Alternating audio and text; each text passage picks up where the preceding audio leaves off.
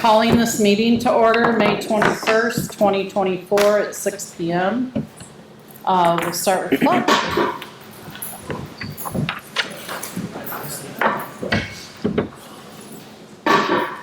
I pledge allegiance to the flag of the United States of America and to the republic for which it stands, one nation, under God, indivisible, with liberty and justice for all.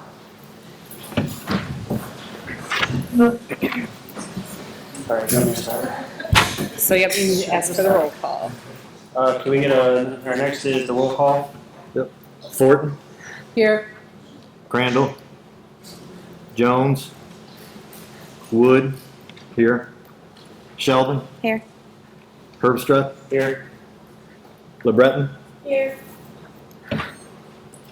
Okay. Are there any public comments? I have one for Miss Angina Swartz. I'm Angina Schwartz. I'm a parent of a first grader at North Penn. And I just wanted to shout out to Miss Collier.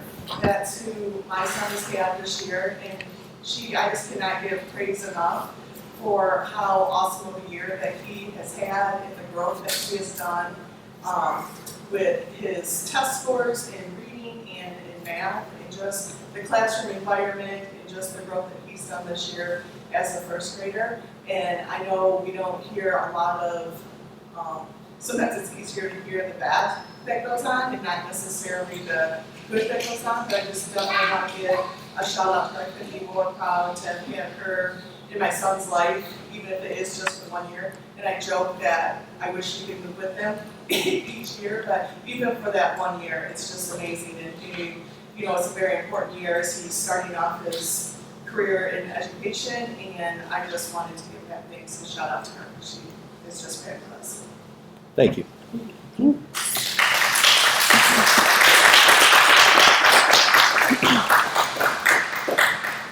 All right.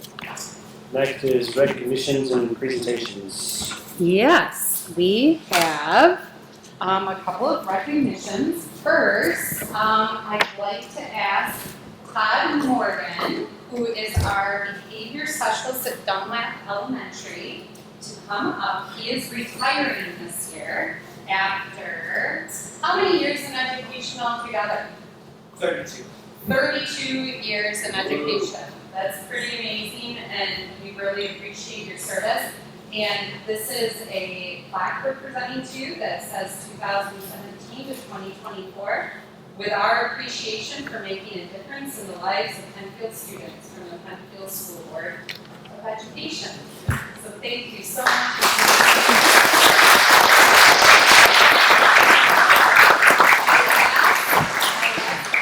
He was going to do in retirement, and he said he was going to enjoy it. So I guess that's the right answer. And if you get bored, you know, after 30 days or 6 months, you know, you can always And thank you very much to your family for coming out and support tonight too. Thank you. Thank you. The next recognition that we have tonight is for Thomas Kurtz. Thomas, can you come on up?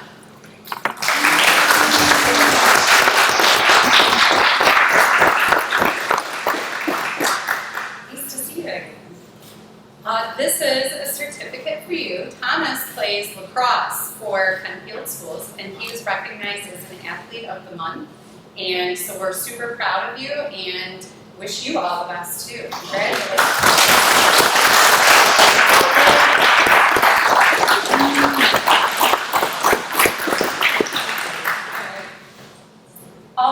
I also, even though not everybody could make it tonight, I did want to recognize our other retirees, Jerry Anderson, who's been our bus mechanic, as well as Sean Wemple, who is a paraprofessional at North Penn Elementary. We also wanted to recognize Vivian Burns, who plays tennis. She was the student athlete of the month. We had some staff members on our list to recognize as well. Rob Moran, This past month, he hit 300 career victories in coaching boys baseball, which is a pretty significant accomplishment. That's a lot of baseball. And to have that many wins, we're excited for him and for Pennfield. Carly Swain, who is a science teacher at the middle school, she has been serving on a statewide committee for evaluating the standards and curriculum at the state level, and I think she's there today. So she went once to help with this work, and she was, her service and her expertise was well received, and they asked her to come back and do more of that work. Also, our school resource officer, Chuck Salisbury, recently received the award of the Deputy of the Year Award, and I had the privilege of going to the luncheon at the Regional Training Center in Marshall to see him receive that award, and I know we had many staff and board members that attended a celebration for him as well. Also, I wanted to recognize Cadence McClenny, our student school board representative, who couldn't be here tonight. Her soccer game got moved up, so she's going to come join us in June so we can honor her then. So, keeping things moving along, I'm going to get into our annual State of the Budget presentation. And so this is something that I've presented to the last couple of years. I think it's good practice to make sure that you're all aware of kind of where we're at, the bigger picture of school finance, and kind of how we go about building the budget and what you can expect from us. Oh, that's not going to work because I don't have the thing. Do I? So, what I'm going to chat with you about is a brief history of school finance. I know I'm like a broken record when it comes to this, so I'm not going to spend too much time on it this year. The sources of where our funding comes from, how our budget's getting built, what does it look like for the 24-25 school year, and then we'll have time to review any questions. So the way that schools are funded is a little tricky, and not many people understand the intricacies behind how that's all done. But some important key things for you to know about is that in 1963, back in the day, schools were funded based on local property taxes. So communities that had a lot of homeowners in them would levy more taxes than those communities that did. Rural areas maybe that didn't have as many people living there, they didn't levy as much tax either, and bigger communities or suburban communities. And so it created a large disparity in how public schools were funded. And so given that disparity, there was a desire in our legislature to find a way to fix that. And so between 1963 and 1994, there were 14 different ballot proposals to change the way that schools were funded. And ultimately, in 1994, Proposal A was passed, and what that did was it established a method for creating some equity in how schools were funded. All of the property taxes that were levied went to the state aid fund, and they're all mixed up in there with some other funding sources, and then they were redistributed to school districts to make it more equal. And so given that, something that's just a fun fact is that between 1994 and 2022, so 29 years of Proposal A, the foundation allowance had increased $3,963 per student, which definitely didn't really keep up with inflation during that time. So basically what Proposal A did was it created a system for us to have foundation allowances, which you get based on each pupil that comes to your school, and then also created a system for categorical allowances. So a lot of times you hear us when we're talking about school funding, in our budget, we talk about those things in that way, that the general fund is funded, and there's some categorical funding in there, and there's also some that foundation allowance. And move ahead. Of course, there were a couple of exceptions to the rule of Proposal A, and that came in districts where they said, wait a minute, now you're establishing this foundation allowance, and we were levying enough tax to get $11,000 per student, and now you're saying the foundation allowance is $5,000, and I'm just throwing out some figures. And that's not fair. You're not going to give up this extra amount of money. And so what happened was that the state made an exception to the rule by allowing a few districts to continue to levy those additional taxes, so they were not harmed. So they were called the hold harmless districts. Pennfield Schools was not one of those. So what is our source of funds? When we talk about where does the money come from that supplies our budget? It comes from income tax, the state education tax, lottery tax, tobacco tax, real estate transfer tax, casino tax, and then other. And so thinking about that, there's lots of different sources. And I know that I always thought, well, the lottery is supposed to be funding public schools. What's going on here?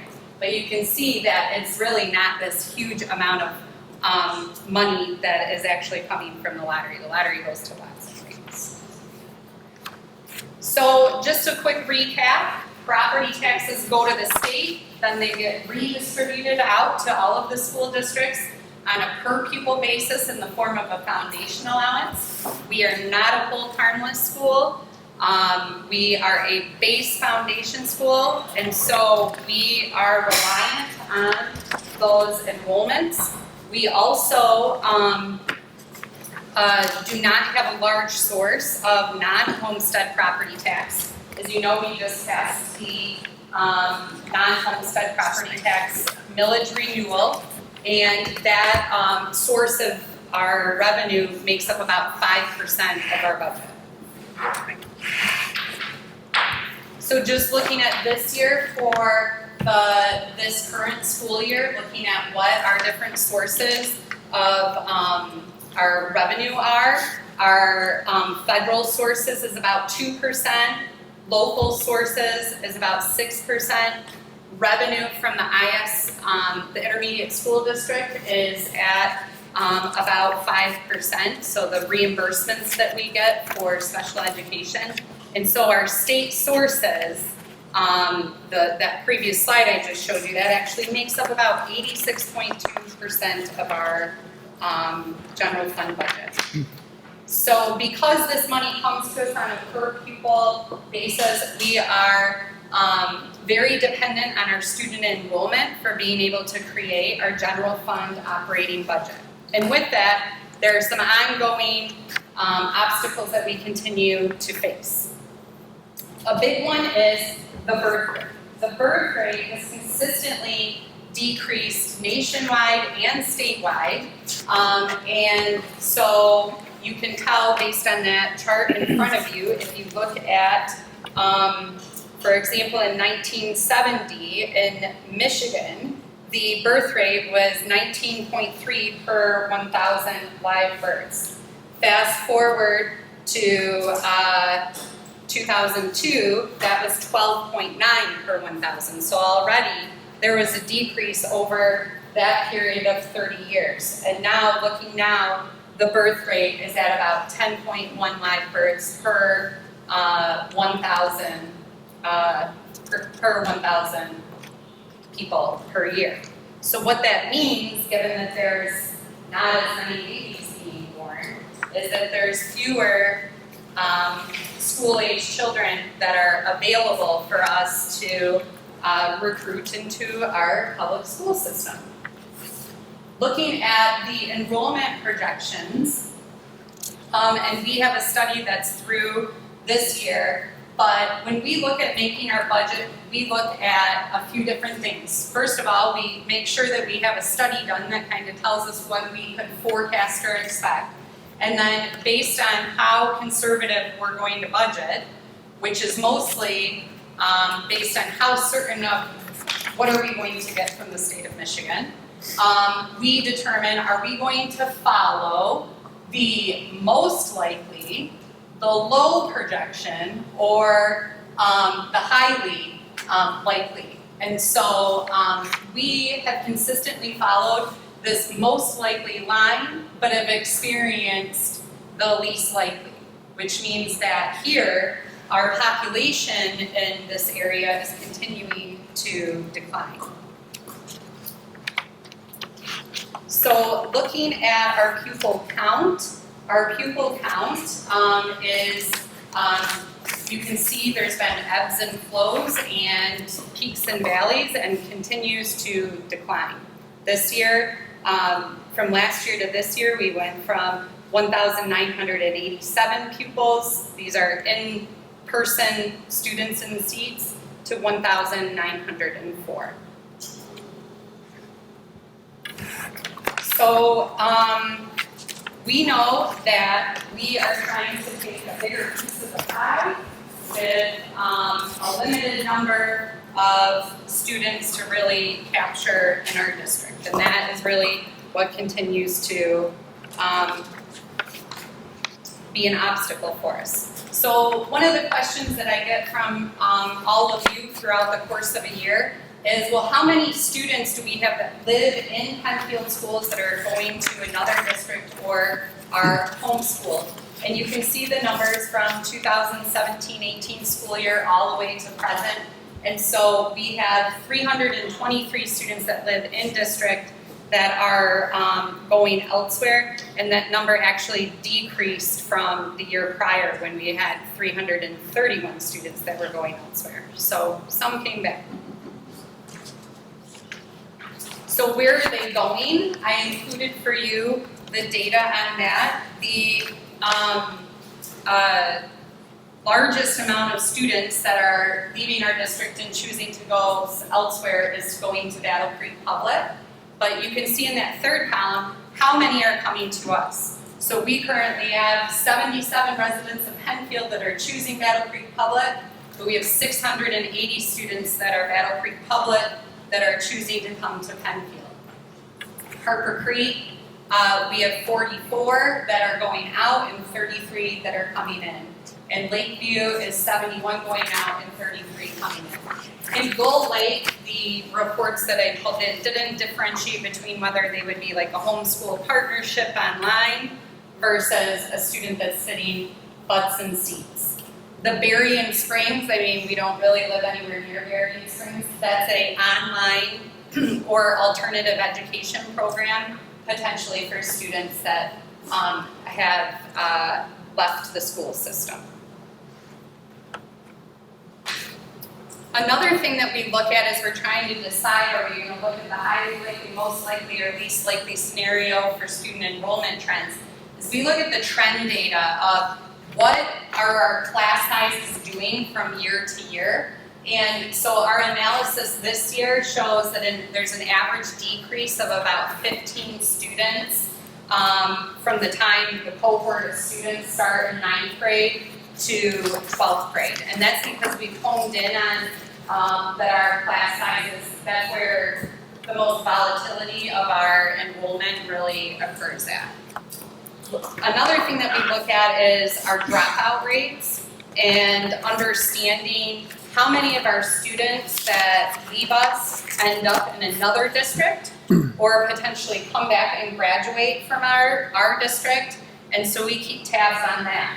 And so last year, in the 22-23 school year, we had 11 out of 23 students that we lost out of that cohort dropped out. So 47% of our loss of enrollment for that cohort of students was from students dropping out of school. So something that we really take seriously and keep track of. So how do we compare?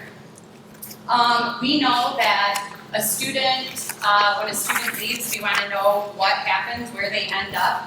The dropout rate for the state of Michigan is 8.13%, and the national dropout rate, I was only able to locate the 21-22 data, so I'll keep working on that.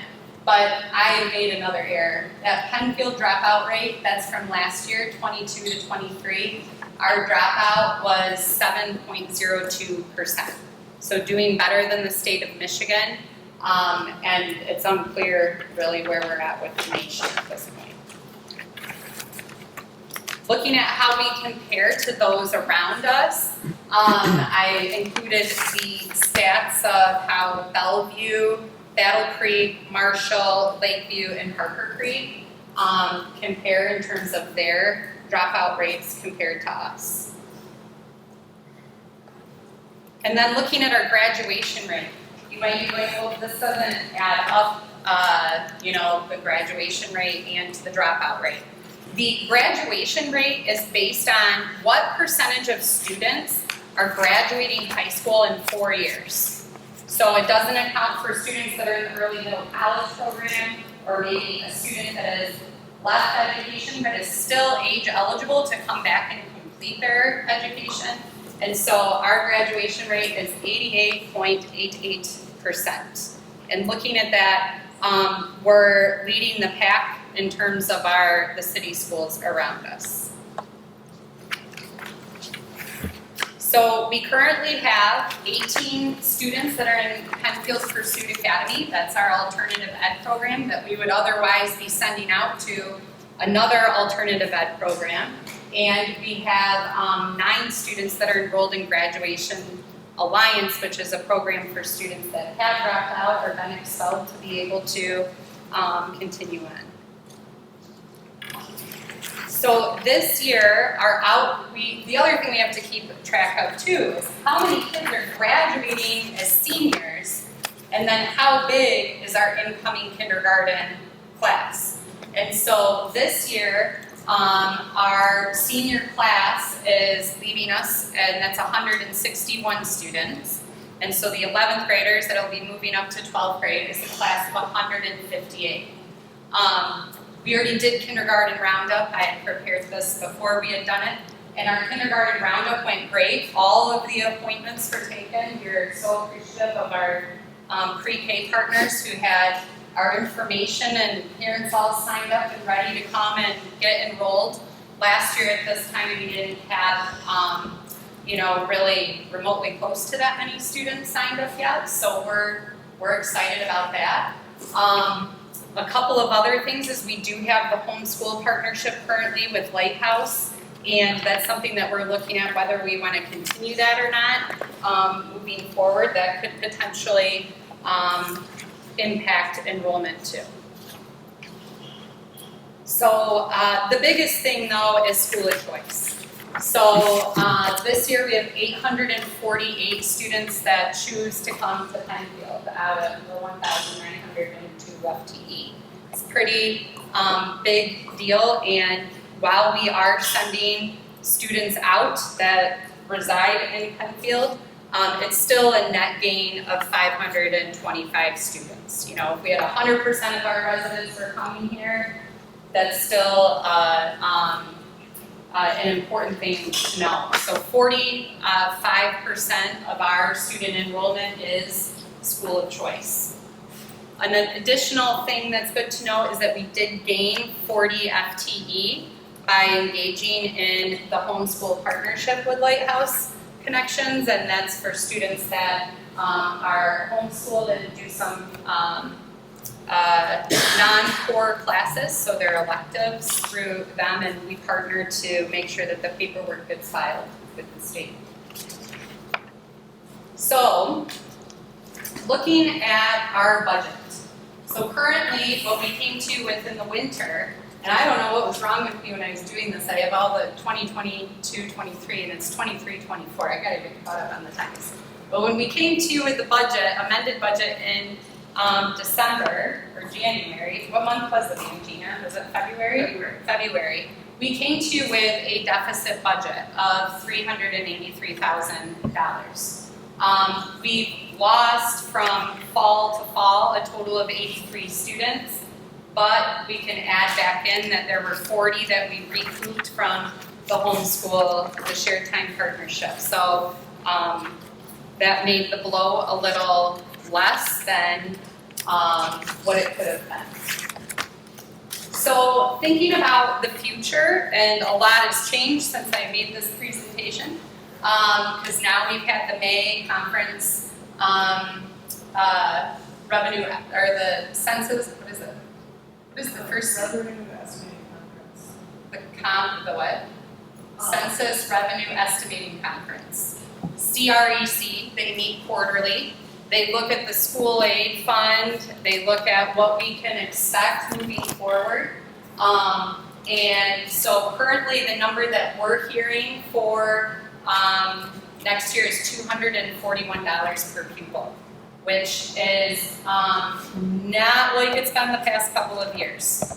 241, we've been seeing more like 550, 450, and big increases in categorical funding. So looking at 241 and all of those large categorical funds that were coming to us as ESSER relief, those are going away over the course of the next year. We currently have a healthy fund balance, so that's good. We have a 17% fund balance. And we also have the ability to cover our payroll all summer. So we're not in a situation where we borrow money to cover payroll. And so that's another pro. We also have our bond projects that are coming along, and we're getting a lot more accomplished than we initially thought we would be able to. So I think that will also help us with our operating budget, because we're not going to have boilers breaking down every other week and that kind of stuff.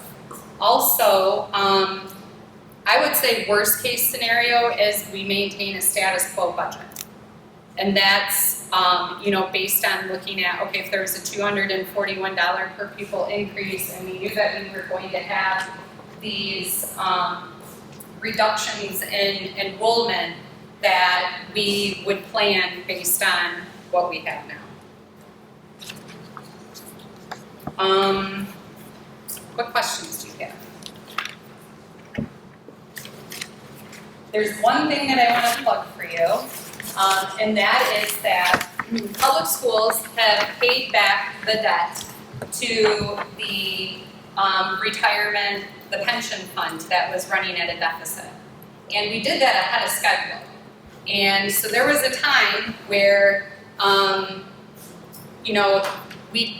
public schools didn't have to take on the burden of paying that debt obligation. And so this year there is a surplus of funds at the state level based on us paying that back. And so right now, the big push is to, and I haven't checked my email today, so I may have missed an important legislative update. I just want to preface that.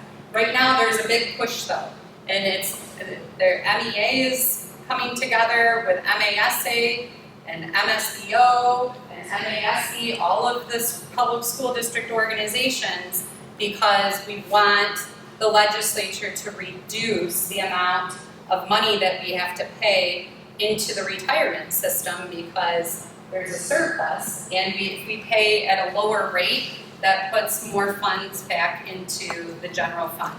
So if that's something that you want to get behind, I can get you names and numbers for legislatures to contact. I'll ask a question. Yes. Okay, what are some of the ways that we promote the Pennfield Pursuit Academy and school of choice?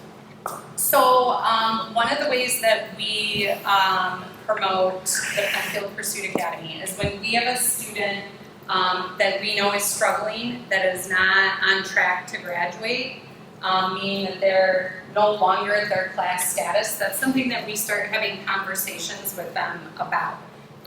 One thing we also pay attention to are students that struggle with the educational environment of traditional schooling, and it might be an option for them. I think that one thing we found with our students is that we're flexible. The more that we're flexible, the more successful they are. So we have students that may be taking the majority of their classes in person, but the full day is too much, and we're able to still give them a rigorous curriculum and do that in an alternative setting. The other thing that we do with School of Choice is we advertise through our website, social media, and also a lot of it comes from word of mouth.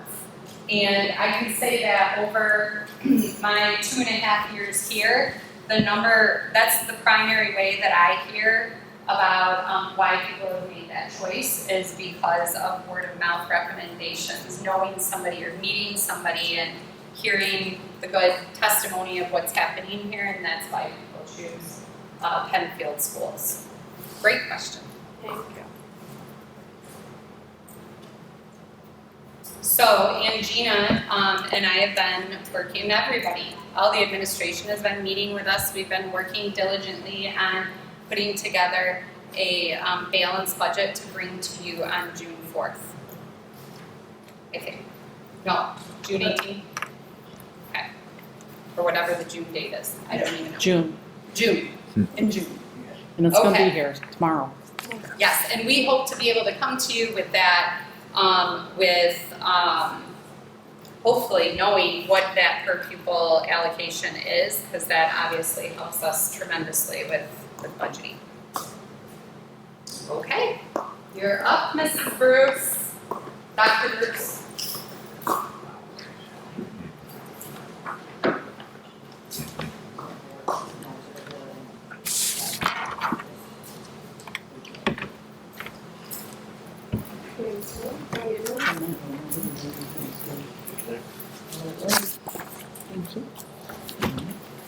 Thank you so much.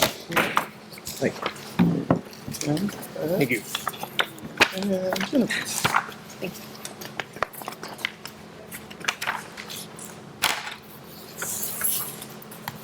Looking for the strobe. Got it.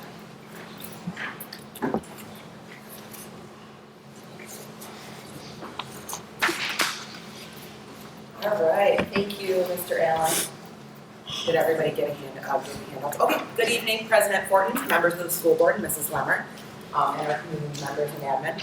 So I'm gonna try to move quickly, but you know, I asked my staff to help me out with our presentation tonight by taking some videos, and they're super extra and real proud, and they should be.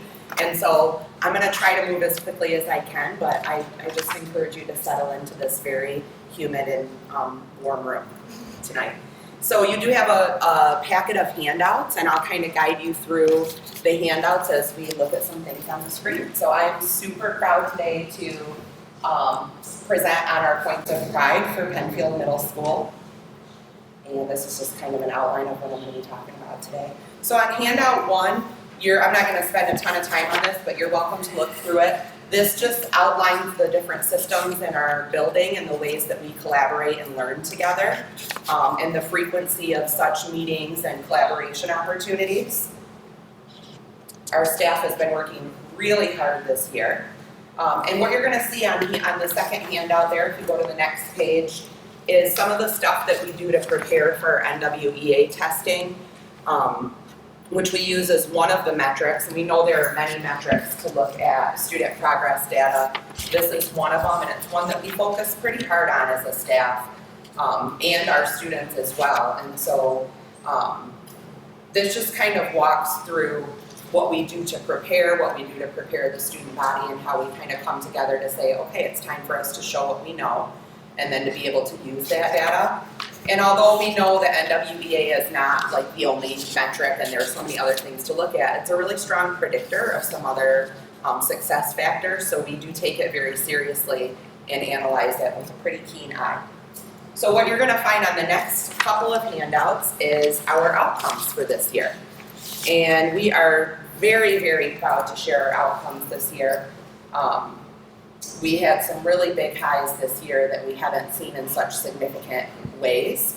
And so across the building, we grew in our growth percentile, and we also grew in achievement by from the 45th percentile to 47th percentile. Our 6th grade reading data took a decline, and we're not really sure exactly what's going on with that right now, but I am meeting individually with the grade levels this week, actually, I've scheduled some kind of emergency meetings to talk about this data and to look at, we're gonna be looking at analyzing some of the cohorts. So as different groups of students have moved through, what has been going on with them. But if you look at the rest of the data there, you're gonna see some really great progress. And our staff is incredibly proud, our students are incredibly proud, and they all should be. So you can, I'm happy to answer questions about that now or at another time, but I'll keep moving through for now. So one of the things, we were very fortunate, a group of us in the district, to be able to go to Harvard this year and learn about some new methods of instructional rounds that we have found to be very beneficial, and so beneficial in fact that we decided to pilot it very quickly here at the middle school this year. And I'm going to let a couple of our teachers talk about that experience that joined us. I've had such a great experience working with the instructional rounds group. We have been able to make some new friends from other people within the district, and I've also gotten to see into some more of my colleagues here at the middle school's classroom and see what's going on. And I think this process will really help in collaboration here at the middle school, and also get a sense of what our strengths and weaknesses are as a building and what we can do to use those strengths and find ways to help our weaknesses.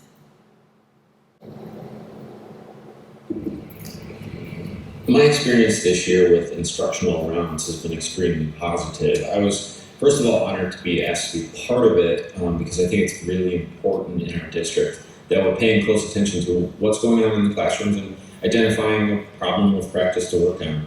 I think this is going to be beneficial for our district and our school because it allows us to see what's happening in classrooms as well as notice any areas that we can be working on and find those high leverage areas that we can use to really improve instruction within our district. And I think that that's going to make a big difference in the long run.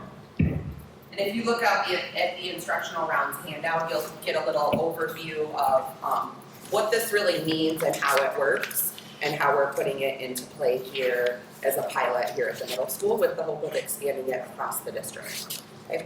The next thing that I want to share with you and highlight is our PLC process in the building. What you'll find on the next couple of pages of handouts is just some artifacts. So the next 3 pages is all about the PLC process, and there's some artifacts of things directly from the teams within our school of what they've been working on all year. So let's hear from them. Hi there, I'm Alicia Bravo, and I teach 7th grade math at Pennfield Middle School, and I'm the PLC lead for the math department. We were able to get through our checklist, so we revisited the norms, and then we updated our ELOs, made sure we didn't want to make any changes. We also created pacing guides for the year, and actually at the end of the year at our last meeting we started to update those and revise them after teaching it for a full year. We each created a syllabus for our classes, and we have completed the vertical alignment document and look forward to meeting more 5-8 to continue with that work. And then we also did the training requisite skills. PLC process is important in school districts because it allows teachers to reflect on what it is that they want their students to know. In my own personal experience, it has been amazing for me to be able to get to work with other teachers in my content area across grade levels to get to know one another and get to better understand what it is that I need my students to know and what my peers need their students to know before they get to their class. The PLC process has been an exceptional help to my academic delivery this year. I'm Chris Garzaloni, Middle School Electives PLC Team Lead. This year we've gotten a chance to meet with our high school colleagues on a few occasions. This has been really important for us to, as we work our way through refining our essential learning outcomes, developing pacing guides, and looking into vertical alignment. We've really learned a lot as a whole group this year and have been able to work with each other to get through this process and refine this process. We even started talking more recently about mastery as it pertains to student growth. So we're looking forward in the coming months to diving into that a little bit more. But it's been a great year, and we're looking forward to learning more from each other into the future. Hello, Dave Grant here, speaking on behalf of the middle school PLC Science Department. Going to be talking about where I can see us going for the 24-25 school year. First off, I would love to continue to have our monthly meetings within my middle school here, Science Department. I would also like to continue to have our entire district meetings at the PLC. Next, I can see my department revisiting our ELOs for next year and continuously upgrading those and making sure those are on track. Another thing that our science department will be focusing on is common formative assessments within our department. We'd like to see those take place, and hopefully providing that time with the PLCs next year we can accomplish that goal. And lastly, we would like to meet with the grades above and below the middle school to make sure we're on track with everything within our PLC science department as an entire district. Thank you. Hello there, Miles Watson here, ELA teacher at 6th grade for the middle school. As far as our PLC goes, we feel like the 4 different PLC questions to consider, we got the first one. What do we want students to know? We've had some time to look through our new curriculum. We've gone through, we've made the mistakes, we've made some corrections, got that down. How do we know that the students are going to learn it? I feel like we got some pretty solid common formative assessments going on right now. Of course, we're looking to make the changes and the tweaks here and there if we need it. We feel like we got that one down too. So as far as our future work for next year, we're really looking at doing a data dive into those unit assessments, kind of seeing the students that have it, they've learned it, where we go from there, right? We want to check it out. Take some time to see what HMH has as far as like extension activities, using some things that we already have in mind to help the continued learning for those students. And the students that, per the assessment data, don't show the learning, like what can we do next, right? How can we do some reteaching, some more practice, some small groups, some one-on-one work, some partner work.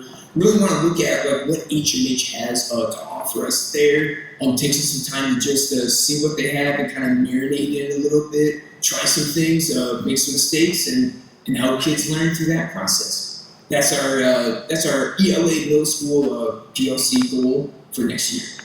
Thanks. Okay. So the next section, something that we're really proud of is we're really working to expand on our elective offerings here at the middle school. We believe that middle school is an opportunity for students to explore and to learn about things that they're interested in and see like what kind of pathway do I want to take in high school? What kind of things am I interested in? And this is the opportunity for them to do that.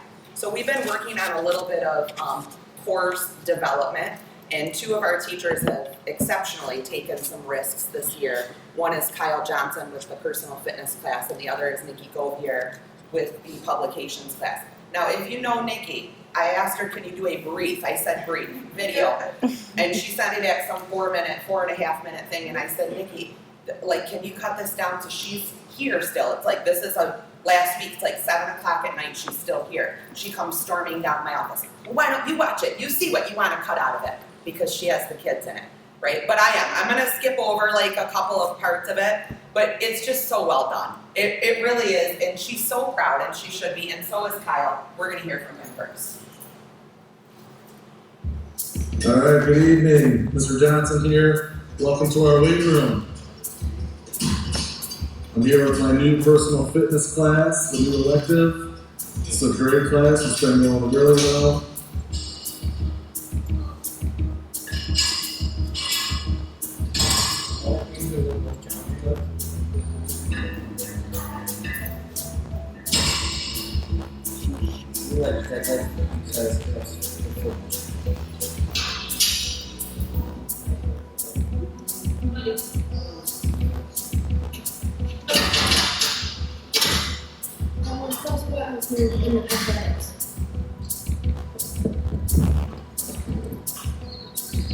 helps keeps our heart strong. The main benefits of personal fitness include that the students are improving their personal health and wellness, they're improving their mental health, and they are developing habits that they can take on after middle school and high school to continue in pursuit of a healthy, active lifestyle. Stand by. And there is the next handout that you have there just shows you what our elective offerings are.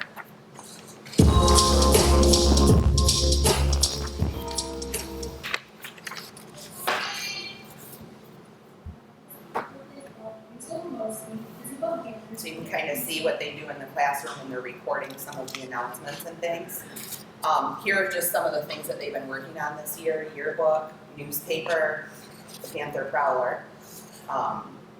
Just issued a special edition of that. Instagram, media announcements. So the students make announcements every week. They record them, and then they're played in all of our Pride Time classes every week. Impacted our community here at the middle school. It's impacted a little bit because when people watch our media in the morning, it wakes them up and it tells them things that are happening in our school, so they'll get ready for the day. Excellent. Hazel, how has publications impacted our community outside of the middle school? It helped parents know what's going on between like sports posts on Instagram and things like that with like people forgetting stuff or help them like remember it and they look on Facebook and stuff. Excellent. Okay. Natalie, what new elements were added to publications this week? The special edition of the newspaper, the media announcements, and Instagram. What is the special edition? So it's where we can feature some people in our school that maybe not might not have been getting mentioned in our other newspapers, and maybe this would give people a chance to get, because we're doing stories in our newspaper, so maybe it can get people to be more encouraged to maybe write some more or like find some more creativity. Great. Julia, which content area was your favorite rotation? Probably the yearbook. The yearbook, what? Because I got to work with them and take pictures of everyone. Awesome. Jocelyn, how was teamwork and collaboration important in our class this year? It probably helped us come up with better ideas and we could write stuff easier and faster. Awesome. Zoe, what is something we could use in this class that we don't have that would help our publications? A better recording space. That's what we're talking about, a recording space. Aubrey, which publication are you the most proud of this year? Uh-oh. You're good. Okay, we'll come back to that in just a second. So now we're going to shift into talking just briefly about Pride Time. This is a really special part of our day. It's a very critical part of our day. It's how we start every single day together. We have a lot of things that we do as a family at this time, and so it's a really important time for us. So there's some information, an overview of Pride Time, some examples of like the weekly check-in that we do each Monday, and then there's some pictures from some of the little projects and things that we've done. I'm Monty Beck. You're good. Hi, I'm Sarah. I'm here with Dante and Malia to talk to you about Pride Time. So Pride Time is about half-hour class in the morning. Students come in with their breakfast. We do grade check-ins on Monday, so students have assignments and make plans for the week. We do SEL training with trails, and then we also try to build a sense of community and a place that students belong and build a support system for their students. I appreciate my time because you can catch up on missing assignments and catch up on classes. Another reason why we should like Pride Time is because it gives you the opportunity to learn new things every single day. Just a few weeks ago, I learned that if you don't have to judge somebody based on their personality. The next thing that we want to talk about is our MTSS process. This has been, we're not where we want to be, but it's been 4 years in the making, and we have a fifth layer that we're adding on next year with some academic support plans, and so we just keep building as much as we can. Multi-tiered systems of support, it's really an umbrella term. There's a lot that goes into it. I could do like hours and hours of presentation on this. I'm not going to do that. But PBIS, our positive behavioral interventions and support, falls under this umbrella, as well as our academic support and our attendance support. So what you'll find on the next 2 pages of handouts, you'll see like some of the lessons that we use for PBIS. Mr. Beck's going to talk about that. But then you'll see our tracking systems that we use. So you won't see any student data there, but you'll see the just the different ways that we set that up across the building. I'm Shimon Beck, and I'm the Dean of Students at Pennfield Middle School. At our school, we teach, practice, and model pride. Pride stands for positivity, respect, integrity, dependability, and effort. Each month emphasizes a different trait to promote holistic development. Both staff and students participate in teaching and practicing pride. Our Shining Star system allows for staff and students to acknowledge and celebrate each other. Families, parents, and guardians also participate in this by celebrating their students and or the staff that are teaching and supporting them. This system fosters encouragement and acknowledgement for positive behaviors and achievements. Through school-wide celebrations, we recognize students each month for accepting the challenge to show pride, pushing themselves to achieve their goal, and for meeting the criteria. These practices help create a culture of pride. Should be a commercial. And we're going to look at some ways that we provide interventions for students. Angie's hiding in the back, but Angie is a core and valued member of this team. There's not, I couldn't even express the amount of gratitude I have for her and what she does. I do have some names for her, but we won't say them right now. We'll just get to the videos. Hello, my name is Angie Wise, Pennfield Middle School Resettlement Coordinator and Academic Support Coach. I'd like to talk a little bit about our MTSS team and what we do. We meet weekly. Data is pulled on grades and attendance. We have a grade tracker that is done bi-weekly, and each student that may be failing is put into a grade tracker. We monitor what they do and how their grades are for 9 weeks. At the end of the quarter, we're able to identify any needs and supports that need to be put in place for those students. We also run attendance. Attendance tracker is really important as grades and attendance line up together. For our attendance tracker, we do a 5-day letter, 10-day letter, and 15-day letter.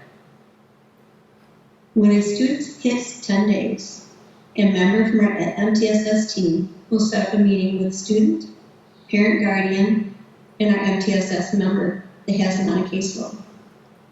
We go through and identify concerns and possible supports that we can put in place to help that student succeed and get here in time. Simple things could be an alarm clock if needed.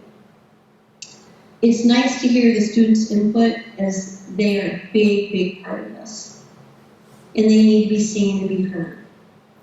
We end up putting an attendance support plan in place, and the parents and students and MTSS member all sign that.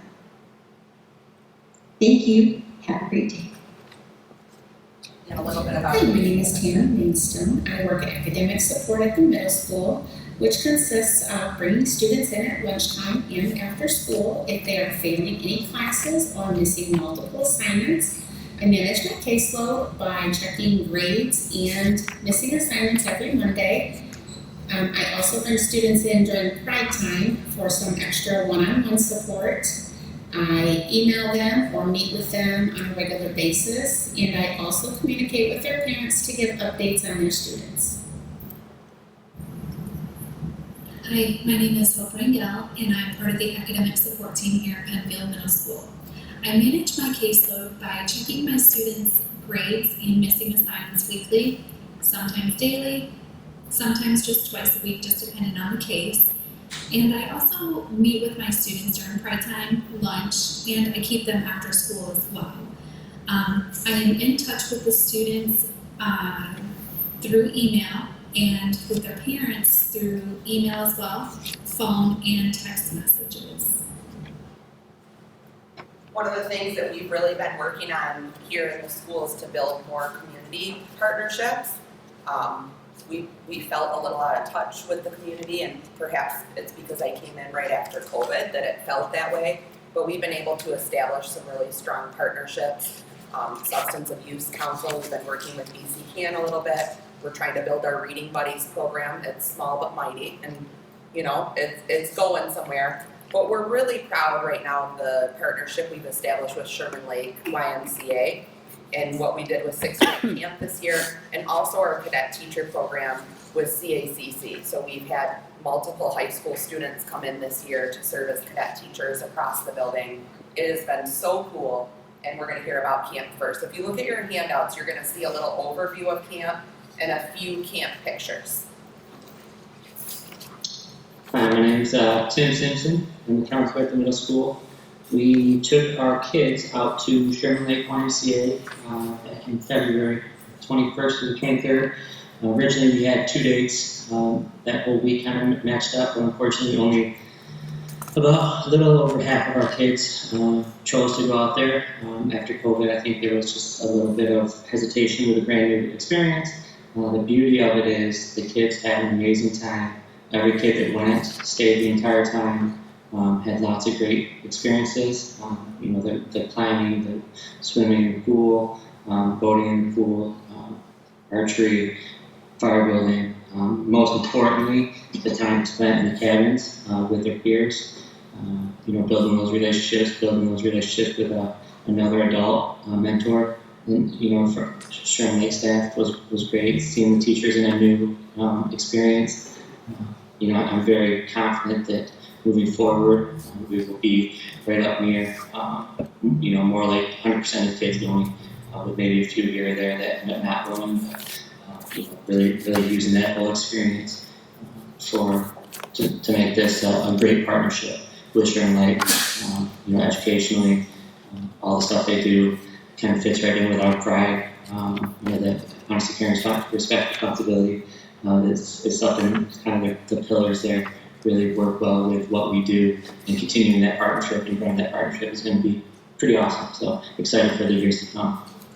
We also had 7 staff members that voluntarily stayed the night out at camp the whole time, just like went and moved in. It was so cool. And here's Lisha and Patrick talking about our cadet teachers. Hello, I'm Patrick Dean. I'm here from Pennfield Middle School. This year our school focused a lot on building community and collaboration. And so one of the ways I was able to take part in that was working with a cadet teacher from the CACC. This is not the first time I've done it, but it's been rewarding every time. Being able to work with and inspire and be inspired by future teachers, hopefully, that are be coming back to our district was a great opportunity for not only myself, but my students. The student that I had, he was a great example of just the excitement that young teachers have sometimes, and it was refreshing for me to see. Hi, my name is Lisha Bravo, and I teach 7th grade math at Pennfield Middle School. And I had a cadet teacher for about 6 weeks in the spring, and my cadet teacher was amazing. To name a few things, he helped me check and organize papers. He even took some home with him, which was pretty awesome. He did this really cool race car activity with my students that got them out of their seats to review for a quiz. The kids loved it. He made all these little individual cars and put magnets on them, and the kids just loved it. He always put some kind of art on my backboard, and the kids every day would come in and they couldn't wait to see what the art was going to be. In getting to know him, we found out that he played the violin, and so I said, well, if you ever want to play for my students, I know they would love that, expose them to something different. And so he was so into it. He brought his violin, he played for the kids. He also worked one-on-one with students that just needed a little bit of extra help, and we were lucky that we had, another adult or adult-ish person in the room to help and step up. So it was super positive. The kids really enjoyed it. The 6 weeks flew by. It was an awesome experience. I'm super, super pleased and happy. Thanks. And and we're gonna end our presentation with some staff spotlights.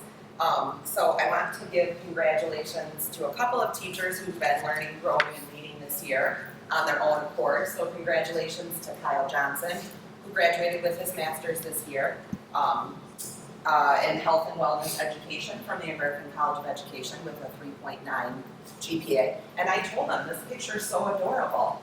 See how adorable it is? His little daughter there, she's so cute. That's his daughter Millie. And he did this while taking on some new courses here at school. He has 4 kids, 2 teenagers, a brand new baby, and a toddler. Like that's just a lot. And he just rocked it out. It was awesome. And this is Yalen Lopez, who also graduated with her master's degree this year in the TESOL program from Western Michigan University. First year teacher and already graduated with her master's. She is a go-getter. She is so, just look at how bright she shines just in that picture, 3.9 GPA. And all this while planning a wedding. She's getting married in like a month, less than a month, I think. So proud of her. And we talked today about Carly Swain as a recipient of an award from the board for her time with the Michigan Department of Education. I just want to mention there were only 6 panelists across the state that were selected.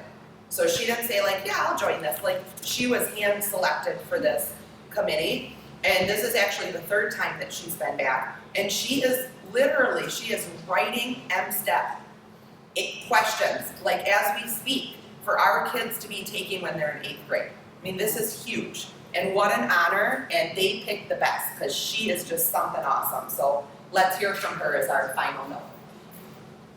This year, I've been able to participate in multiple sessions with the Michigan Department of Education and the Data Recognition Corporation to do M-STEP item reviews.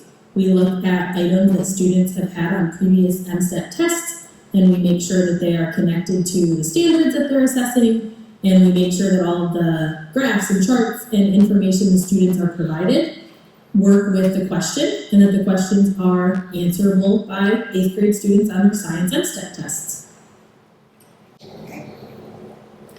That is all I have for us. Any questions I can answer? That's great. Thank you. Thank you.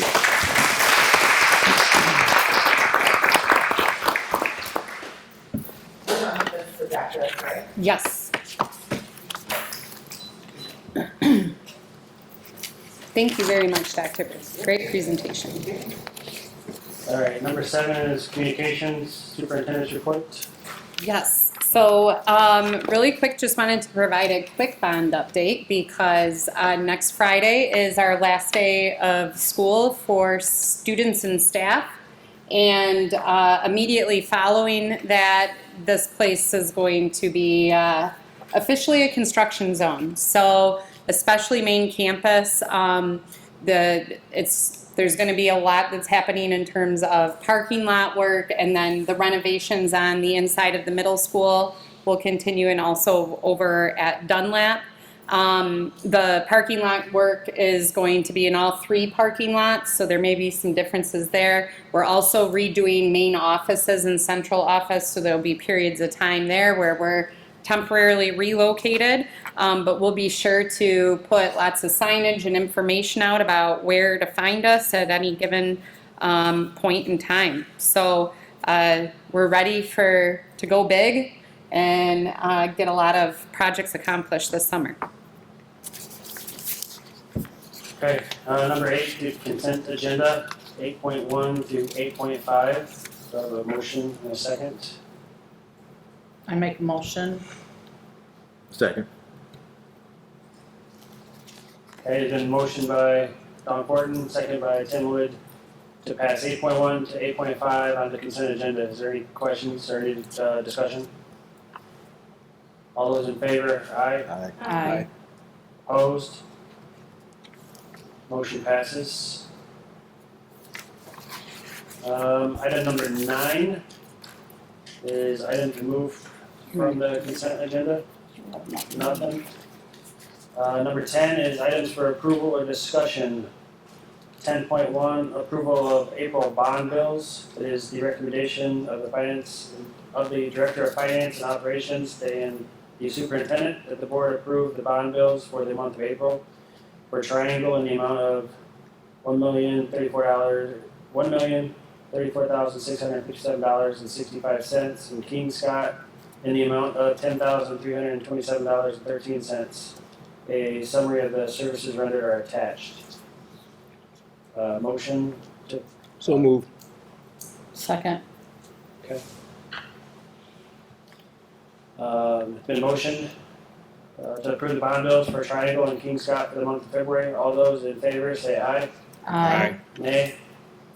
All right, motion passes. 10.2, approval of the 2024 and 2025 CISD budget.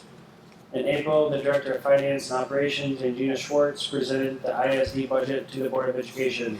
Each LEA is required to adopt an annual resolution approving the intermediate school district's budget no later than June 1st.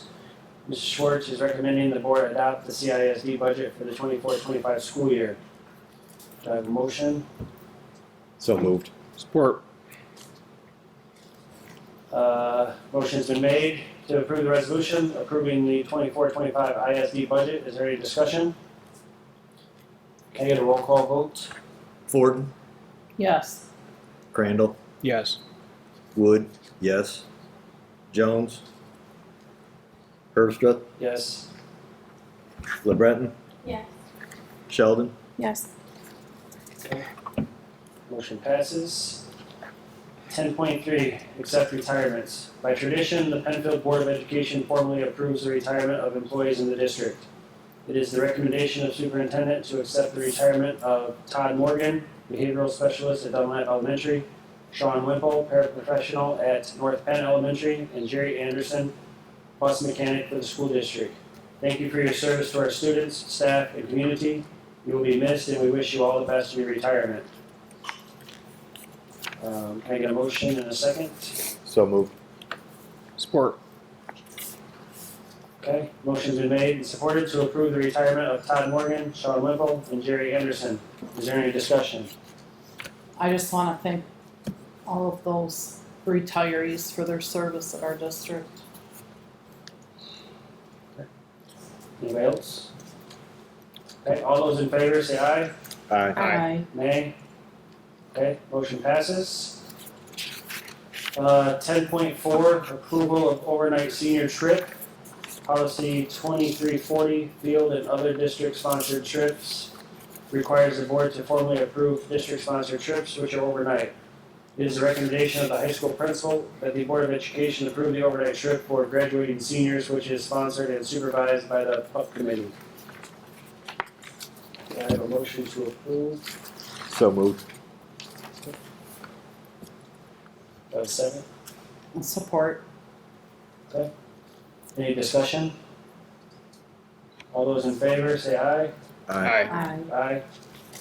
Opposed, nay? Okay. Carries. Alright, 10.5 is the first reading of Neola Policy Spring Update. Superintendent Limmer met with the Policy Committee to review the Neola Spring Update and is recommending the Board of Education approve the first reading of the following policies which are included in your board packet, along with an overview of each of the changes. Policy 1240, evaluation of the superintendent. Policy 2410, prohibition of referral or assistance. I'll resend that one. Policy 2414 is reproductive health and family planning, is revision. Policy 2418, sex education, revision. Policy 3220, professional staff evaluation, revision. Policy 6320, purchasing, is revision. Policy 6321, new school construction and renovation, revision.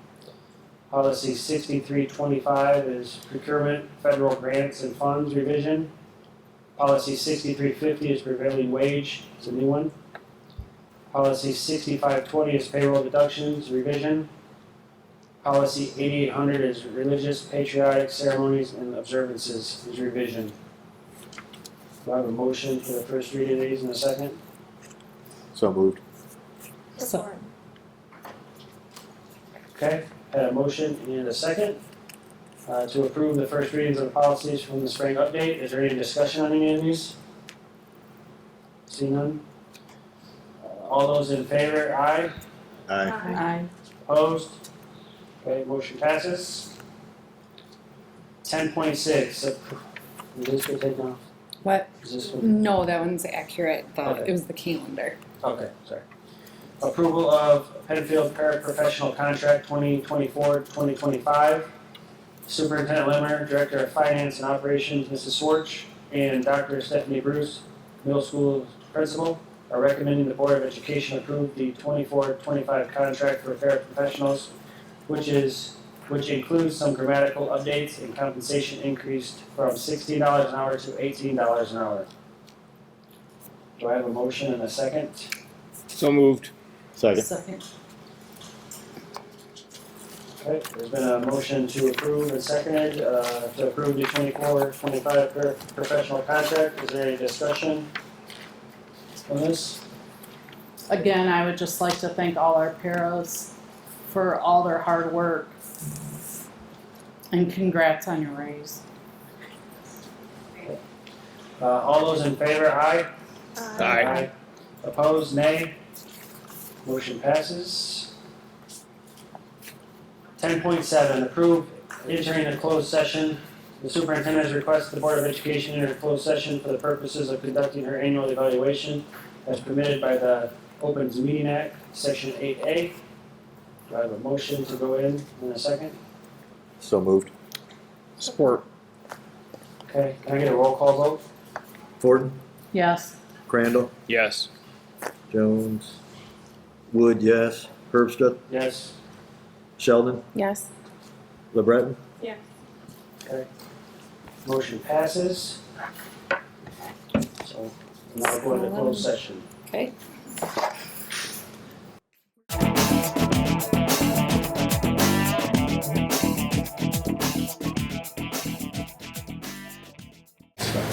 All right, so as we talked about, we're going to go through each of the categories, read scores, and then I'll give you the total at the end, and then I'll turn it over to Board President. All right, so in the area of governance and board relations, A1 through A6, an overall category rating of 4. In community relations, B1 through B6, an overall category rating of 4. In staff relations, C1 through C7, a category rating of 3.928574143. In the area of D, business and finance, D1 through D5, a category rating of 4. In the area of instructional leadership, E1 through E10, a category rating score of 3.95. So for your categories A through E, that is a total score of a 3.974285714, an adjusted score of 99%. In area of student growth, a rating of 3, effective, that is 40% of the evaluation. Goals, categories A through E is 50% of the evaluation. Progress toward district-wide goals is 10% of the evaluation, and that is highly effective at a 4. So professional practice, as we talked about, 3.974285714, that's 50%, and that's the categories A through E. Student growth, 3, effective, 40%. Progress toward district-wide goals, 4, 10%. Total score is 3.587142857 for a 90%, which is in the highly effective range. So with that, I turn it over to Board President. Thank you. All right, 10.9, approval of the superintendent's 23-24 evaluation. The Board of Education is required to approve the effectiveness rating of the superintendent's evaluation in open meeting. Do I have a motion and a second? So moved. Second. Okay. Motioned and seconded to approve the superintendent's Highly effective. rating for her 23-24 performance evaluation. Is there any discussion on this? Okay, I see none. Can we get a roll call vote? Yep. Forden, Yes. Crandall, Yes. Wood, yes. Herbston, Yes. Sheldon, Yes. LeBreton. Yes. Motion carries. Number, I will send a copy of the Excel that I kept all the scores in tonight. I'll send a copy to the board president, copy to the superintendent on that. If I have any thoughts on anything that I heard tonight that I think is just kind of reoccurring themes or things that I kind of heard that you want to continue to work on, I'll note those as well. And so I'll get all that to you sometime tomorrow. Well, sometime before the end of the week. Hopefully tomorrow, maybe not till Thursday. We're trying. It's kind of a crazy week from here on out, but at some point before the holiday weekend, I'll get you that information. Okay. okay. Is that a roll call vote? Absolutely. Yeah, we did. Okay. We did that. All right. Good. Yep. So Thank number. you so much. Oh, go ahead. Okay. No, go ahead. Number 11 is board comments. Any board members have comments? I just want to thank you, Stephanie, for all of your hard work and your team, the staff, and the students for their hard work. And I'm just excited to continue to see this process of being great at Pennfield. Thank you. Anybody else? Okay, number 12 is adjournment. Thank you, everyone. Thank you. Thank you, Jay. Absolutely.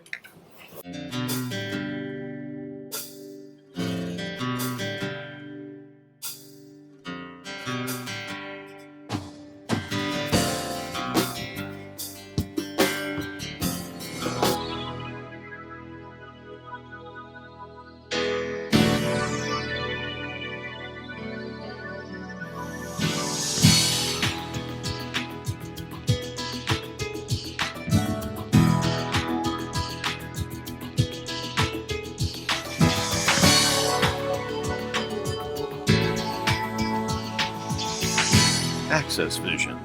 Your voice, your community.